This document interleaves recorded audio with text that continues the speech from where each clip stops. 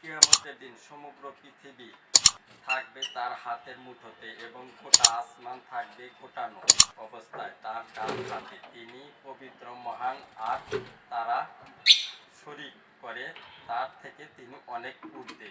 সূরা জুমার 39-66 আয়াত।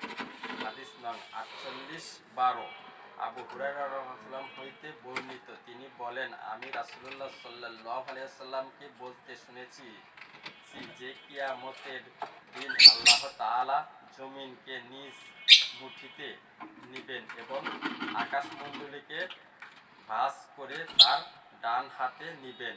তারপর বলবেন, আমি মালিক, দুনিয়ার বাদশা আর কে কোথায়? ভিডিওটি ভালো লাগলে লাইক, কমেন্ট, শেয়ার করুন।